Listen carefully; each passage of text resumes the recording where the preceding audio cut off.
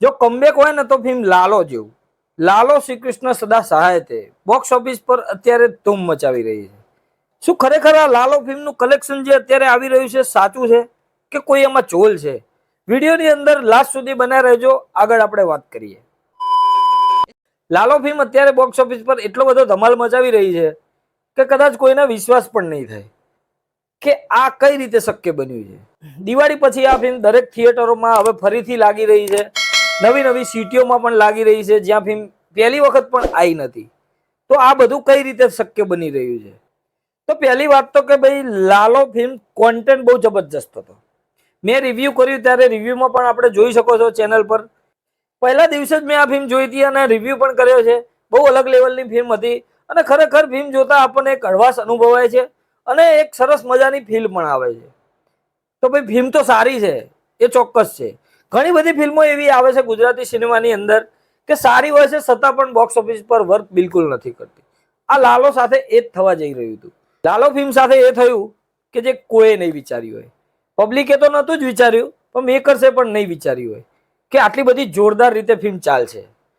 બુધ, ગુરુ અને શુક્રવારનું જે કલેક્શન આવ્યું છે લાલોનું, એને બધાને આમ હોશ ઉડાવી દીધા છે. તો ભાઈ આની પાછળ ઘણા બધા ફેક્ટર કામ કરતા હોય છે. ભગવાન શ્રી કૃષ્ણ પણ મદદ કરી શકે છે. અને ખાસ વાત તો કે ટીમની મહેનત તમે જુઓ. ટીમે એટલી બધી મહેનત કરી છે આ ફિલ્મને ચલાવવા માટે જે મને અત્યારે કોઈ જોવા નથી મળતું. ખાસ કરીને થંબનેલની અંદર ફેક પબ્લિસિટી અને ફેક કલેક્શન વિશે એટલા માટે જ મારે લખવું પડ્યું. ઘણી ફિલ્મો એવી જોઈ છે મેં કે એટલી બધી એવરેજ હોય છતાં પણ એની એટલી બધી હાઈપ બનાવી દેવામાં આવે ગમે તે વસ્તુ કરીને. સામ દામ દંડ, મતલબ કે એનું બુકિંગ કરવામાં આવે, પછી ફૂડ બ્લોગરો જોડે રિવ્યુ કરવામાં આવે, ઇન્ફ્લુએન્સર ઇન્વોલ્વ કરવામાં આવે. ઘણી બધી વસ્તુઓ ફિલ્મો સાથે થતી હોય છે અને પછી પબ્લિક એનાથી પ્રેરાઈને ફિલ્મો જોવા જાય અને ત્યાં પબ્લિકને નિરાશા જ હાથ લાગે છે. કેમ કે ફિલ્મો હંમેશા સારી હોય તો જ એને વખાણવી જોઈએ.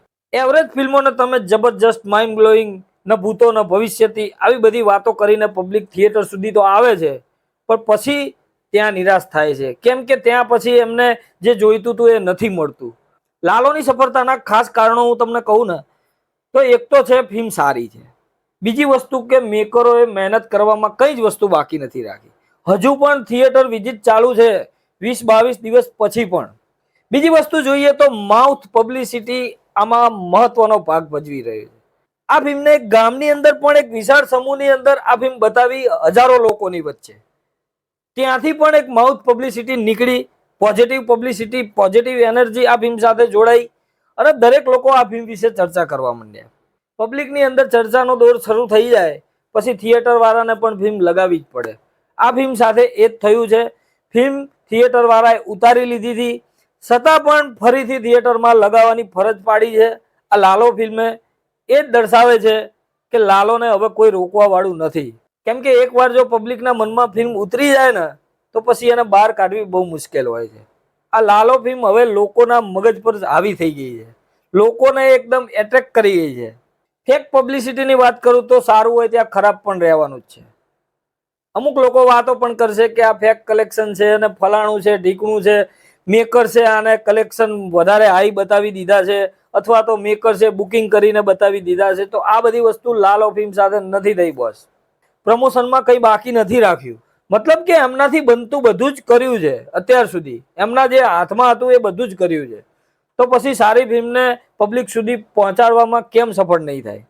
તો દરેક મેકરોએ પણ આ ફિલ્મ સાથે જોડાયેલા વ્યક્તિઓ જોડે શીખવું જોઈએ.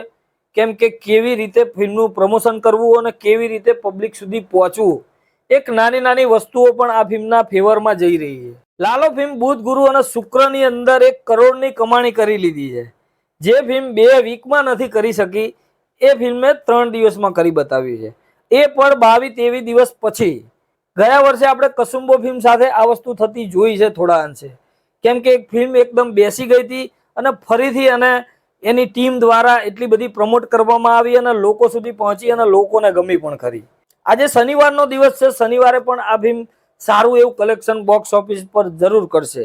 2 કરોડની પાર થઈ જાય આનું કલેક્શન તો પણ નવાય નહીં. ટોટલ કલેક્શન આ ફિલ્મનું 1 કરોડ ને 73 લાખ રૂપિયા થયું છે, જે હજુ વધવાની ઘણી બધી શક્યતાઓ છે અને વધશે પણ ખરું. એટલે કહેવાનો મતલબ એ જ છે કે લાલો ફિલ્મ સાથે જે બી વસ્તુ થઈ રહી છે એ ફેવરમાં થઈ રહી છે, પ્લસ આની સાથે કોઈ નેગેટિવ એનર્જી છે નહીં. મતલબ કે કલેક્શન બધા ઓનેસ્ટ આંકડા આવી રહ્યા છે. એવું કંઈ બ્લોક બુકિંગ કે એવું કંઈ આપણને જોવા નથી મળતું. સો એટલીસ્ટ આપણને હાઉસફુલ જોવા મળી રહ્યા છે. જે વ્યક્તિઓ જોવા જઈ રહ્યા છે એ બધા જ એમના સોશિયલ મીડિયા હેન્ડલ પર પણ મૂકી રહ્યા છે કે ભાઈ આવી ફિલ્મો જોવી જોઈએ, લોકો સુધી પહોંચવી જોઈએ અને આવી ફિલ્મો બનવી પણ જોઈએ, તો લોકોને ગમશે પણ ખરું. તમે આ લાલો ફિલ્મ જોઈ છે તો તમને કેવી લાગી છે? ઓનેસ્ટ રિવ્યુ તમારો કોમેન્ટ બોક્સની અંદર આપજો. અને તમે શું માનો છો, આ ફિલ્મ હજુ કેટલા સુધી જશે, મતલબ કે કેટલું કલેક્શન કરશે, એ મને કોમેન્ટ બોક્સમાં ચોક્કસ કહેજો. મળીએ મિત્રો નેક્સ્ટ વિડીયોમાં નવેમ્બરમાં આવનારી ગુજરાતી અને હિન્દી ફિલ્મોની માહિતી લઈને સિનેમા શો પર.